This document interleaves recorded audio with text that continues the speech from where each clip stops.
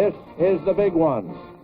The Yankees and the Dodgers are all even, 3-3. Walt Alston talks to his players in their dressing room before sending them out on the field for the showdown with the Yankees. Alston talks with his youthful pitcher, Johnny Padres. Casey Stengel takes time out for a brief chat with Mrs. Stengel. Another enormous crowd jams the stadium for the climax. Padres and his pitching opponent, Tommy Byrne, warm up for the big test. Little Phil Rizzuto will set a record today by playing in his 52nd World Series game. The huddle at the plate is a signal that the action's close at hand. The game's on.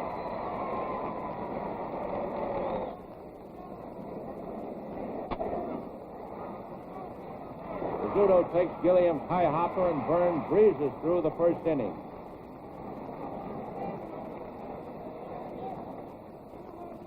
With Rizzuto on first and 2 out in the Yankee third, Martin singles to right. Rizzuto halts at second.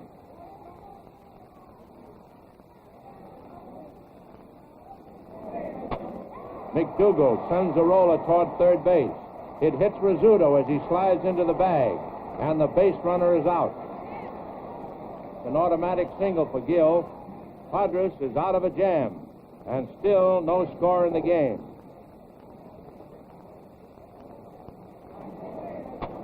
One out in Brooklyn's fourth. Campanella doubles to the left field corner for his team's first hit.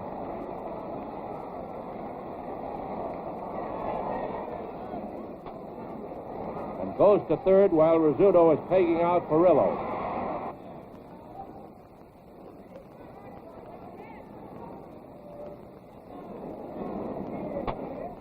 Campanella comes home when Hodges singles to left, and the Dodgers are out in front, 1-0. Berra, who has been a continual threat at the plate with 9 base hits to his credit, opens the New York fourth with a fly to short left center, and it drops for a double between Gilliam and Snyder. But Padres mows down the next 3 Yankee hitters. The Dodgers are still on top 1-0 when Reese singles to center at the start of the 6th. They play for another run as Snyder bunts to Byrne. But they're both safe when Skowron loses the ball while tagging Snyder.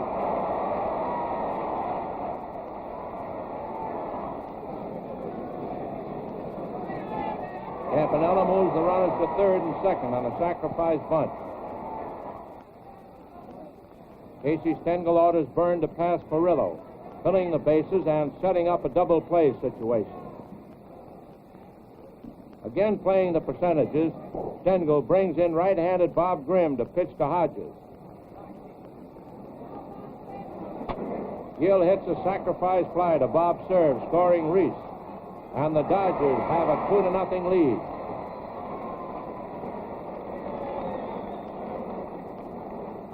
At the beginning of the Yankee 6th, Gilliam moves from left field to second base, and Sandy Amherst comes from the bench to left field.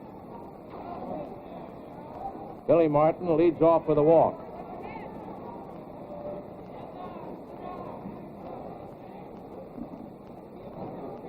Gil McDougald beats out a bunt to Padres, and the Yankees have the tying runs on base. And up comes Yogi Berra.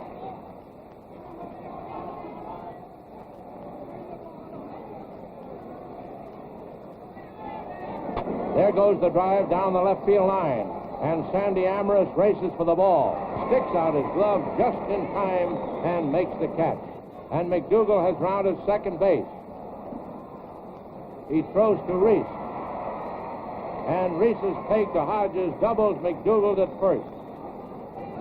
Let's have another look at that spectacular play.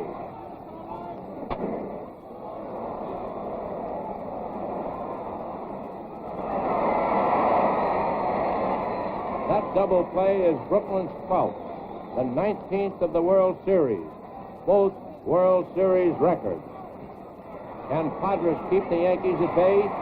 That's what the fans are wondering when the 8th gets underway and the score still 2-0. Rizzuto pushes off with a single to left center. After Martin flies to Perillo, McDougal bounces a single off third baseman Hope into left field, and Rizzuto scoots to third. Here's Yogi Berra.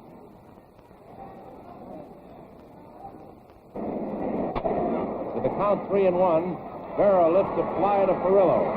So short that the runners hold up. Now it's dangerous Hank Bauer. But with the count 2-2, Hank strikes out on a high hard one. The fans give the kid southpaw an ovation after Johnny Podres' exhibition of courageous clutch pitching. The score, it's still 2-0 as the Yankees come up in the ninth.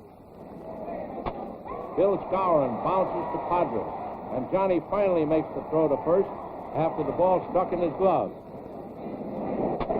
Bob Cerv sends an easy fly to Amherst, and the Dodgers are only 1 out away from their first World Series title. Podres looks like the coolest person in the stadium.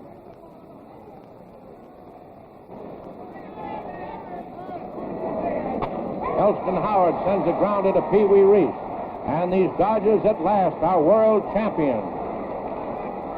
Delirious with joy, teammates and fans mob the Brooklyn pitcher in wild acclaim. In the Dodger clubhouse is the pandemonium only a great victory can generate.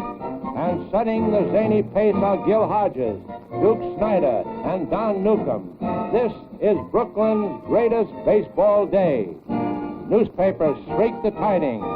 Brooklyn Bridge goes topsy-turvy at this monumental event. The street signs rock along Flatbush Avenue, and downtown Brooklyn is almost upside down. The crowd files out, one which has showered cheers this day on the 23-year-old son of an upstate New York miner, Johnny Podres, truly a great competitor. It was a great series. There will be others as long as this great game of baseball is played. There will be new heroes because baseball will always bring you great new players and exciting ball games. See a ball game often. Follow your local team. It's fun for the entire family.